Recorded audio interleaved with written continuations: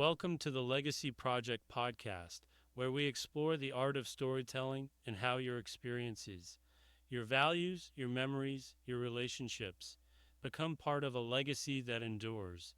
I'm your host, Don Fessenden, and today's episode focuses on something deeply personal for all of us: writing about your parents and their influence. Whether your relationship with your parents was loving, complicated, distant, or all of the above, they shaped you. They influenced your worldview, your habits, your fears, and your dreams, sometimes by what they did and sometimes by what they didn't do. Writing about your parents isn't just a way to honor their role in your life. It's also a powerful way to understand your own story more fully. Today, we'll look at how to write honestly about your parents, how to balance truth with compassion, and how to reflect on the legacy they passed on to you, consciously or not. Let's dive in. When we sit down to write our stories, we often start with ourselves, our childhood, our accomplishments, our challenges. But to understand our lives, we have to look at the people who were there from the beginning. Writing about your parents offers you the chance to see your story in context. You're not just writing about them, you're exploring how their decisions, personalities, and even their shortcomings influenced who you became. And here's the beauty of it: this isn't about casting blame or painting perfect portraits.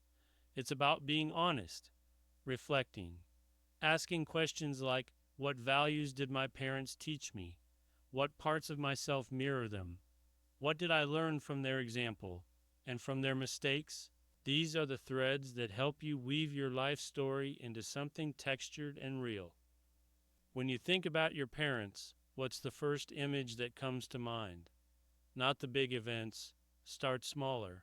Maybe it's the sound of your mother's laugh in the kitchen, the way your father folded the newspaper every morning, the scent of your parents' cologne, or the rhythm of their footsteps coming down the hall. These small sensory memories are powerful entry points. They help your reader feel what you felt, and they help you begin. You might write something like, Dad always smelled like sawdust and Old Spice. He came home tired, but he always made time to toss the football with me for at least 10 minutes, no matter what kind of day he'd had.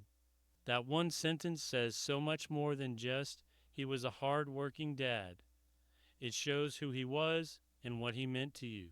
These fragments, these moments, build the foundation of your story. Not every parent-child relationship is easy, and when we write about our parents, we might feel torn between honoring them and telling the truth. But I believe you can do both. You can write honestly and compassionately. Start by writing from your perspective, not as a historian, but as a son or daughter reflecting on your experience. You don't need to solve every mystery or justify every action. You're not putting them on trial. You're showing how you felt, what you saw, and what you took from it. One storyteller I worked with struggled to write about her emotionally distant mother. But through writing, she began to understand why her mother was that way. She had grown up during wartime in survival mode.